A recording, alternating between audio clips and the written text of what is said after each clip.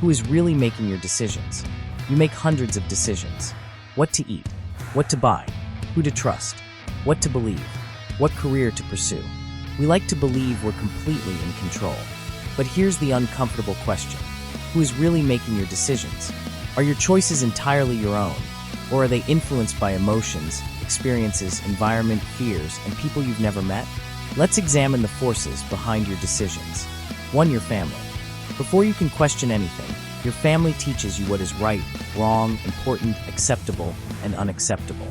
They influence your beliefs about money, relationships, religion, success, and who you should become. Sometimes we call something my choice simply because we've never questioned where the choice came from. Imagine growing up in a family where becoming a doctor represents success.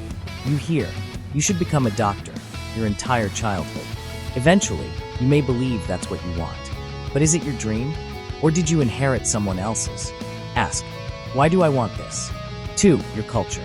Culture influences how we understand success, marriage, respect, education, money, and happiness.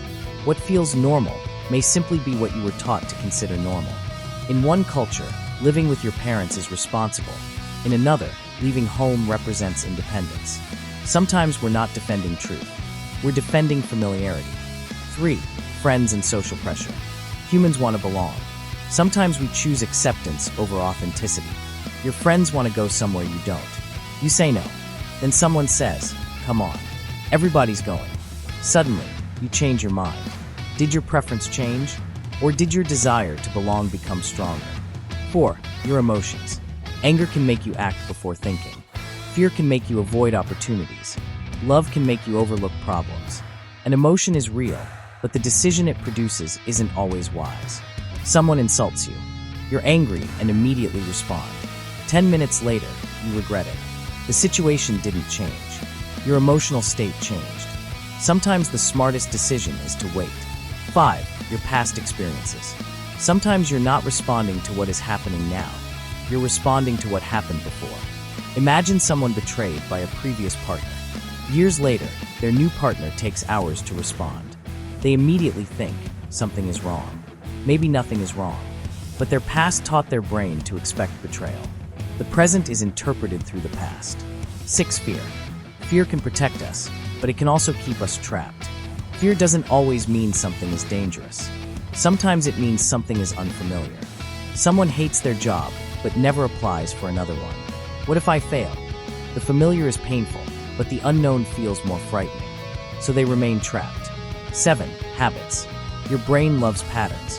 What you repeatedly do eventually becomes easier to do. You wake up and immediately check your phone. Eventually, your hand reaches for it without thinking. Repetition can also create better patterns. Reading, exercising, meditating, or learning. Your habits may influence your life more than your intentions. 8. Advertising and social media. You may believe you're choosing independently, but companies spend billions trying to influence what you buy and desire. If advertising couldn't influence decisions, it wouldn't be a multi-billion-dollar industry. You see an expensive product online. You didn't need it yesterday. Now you're thinking, maybe I should get one? Eventually, buying it feels like your own idea. But ask, where did the desire begin? 9. Cognitive biases. Your brain uses shortcuts to make decisions faster, but they can mislead you. Consider confirmation bias. We don't always look for information that proves us wrong. Sometimes we look for information that makes us feel right. You believe someone is dishonest. When they make a mistake, you say, see, I knew it. But when they do something kind, you may ignore it. Ask, what would convince me that I might be wrong? 10. Your need for approval. Sometimes we make decisions based on how others will react. A decision made to impress everyone else may leave you wondering what you actually wanted. You choose a career because it sounds impressive, buy something because your friends have it, or stay in a relationship because you fear judgment. You may be building a life that looks good to others, but doesn't feel right to you. 11. Money and status. Society often connects success with possessions, income, titles, and status. Sometimes we don't buy things because we need them. We buy them because of what they represent. 2 cars can take you to the same destination. One costs twice as much. Sometimes the deeper reason is, I want people to see I've made it. The decision is about identity. 12. the beliefs you never question. The most powerful influence may be a belief you've never stopped to examine. This is just how life works. People like me don't do that. Everyone knows this is true. A belief doesn't become true simply because you've believed it for a long time. Imagine someone who believes, "I'm not intelligent enough to succeed." Where did that belief come from? A teacher? A parent? A failure? One painful experience may become a permanent story about who they are. But a story isn't necessarily a fact. Changing your life can begin by questioning it. So, who is really making your decisions? Maybe the answer isn't one person.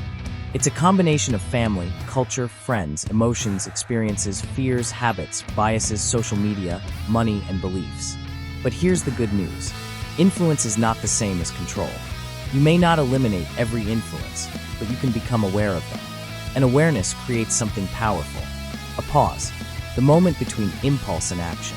That's where critical thinking begins. Before making an important decision, ask yourself, what am I feeling? What am I afraid of? Who taught me to think this way?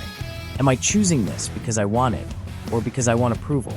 Finally, what evidence would change my mind? If nothing could change your mind, you may not be searching for truth. You may be protecting a belief. Perhaps true freedom is becoming aware of the forces influencing you and deciding which ones deserve your attention. The next time you make an important decision, don't just ask, "What should I choose?" Stop. Look deeper. Ask, "Why am I choosing this?" Because sometimes the most important decision you can make is deciding to think before you decide. Question what you think you know.